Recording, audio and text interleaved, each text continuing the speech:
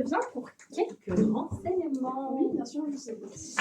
Alors, j'ai une fille qui a 15 ans et du coup, elle commence à poser des questions sur le permis de conduire. Donc, je viens vous voir. D'accord. Est-ce que vous avez le permis? Moi, oui.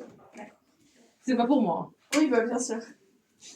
Du coup, comme elle a 15 ans et que Ouais. le permis c'est à 17 ans, ce qu'on va Ok. faire, c'est que comme il y a 2 ans de délai, ce qu'on peut vous proposer, c'est de passer le code dans une formule.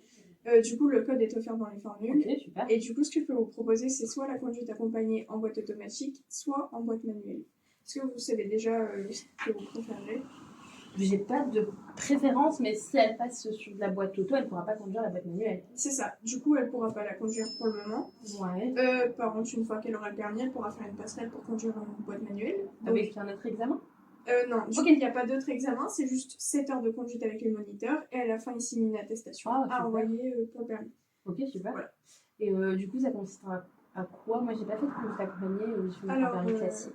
Du coup, c'est 1 an. Ouais. Du coup, elle fait en premier, si elle prend la boîte automatique, elle fait 15 heures de conduite, dont 3 heures au début en simulateur pour apprendre un peu les bases, etc. et tout. À la fin de ces 15 heures, du coup, elle a 2 heures de rendez-vous avec les parents pour placer la conduite accompagnée. Ok. Elle en a un au bout de 6 mois et un au bout d'1 an. Le but sur ces 1 an, c'est de faire 3000 km à peu près.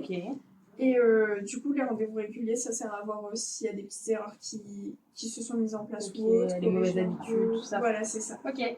Ah, c'est intéressant. Et du coup, par contre, en boîte manuelle, ça sera 22 heures de conduite. Il y a 5 heures sur simulateur au début de la formation. Pareil, c'est le même concept, c'est le reste en voiture. 2 heures de rendez-vous pédagogique avant de partir avec les parents.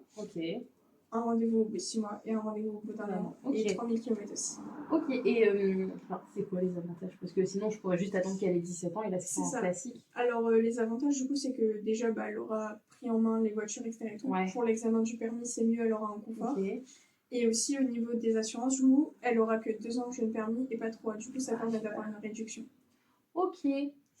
Ok, c'est intéressant. Et bon, du coup, là, au niveau des papiers, je dois ramener quoi? Alors, du coup, vu qu'elle a 15 ans, elle n'a pas encore le recensement. Donc, les e-photos, c'est des photos spéciales permis. Vous pouvez les faire dans n'importe quelle photomaton. Ok, super. C'est 8 €.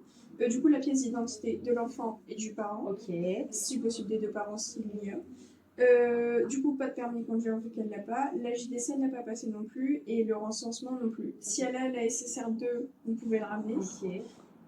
Un justificatif de domicile et je vais vous imprimer une attestation d'hébergement qu'il faudra compléter et signer. Ok, pas de soucis. Dans ce cas, je peux prendre ça et bien sûr.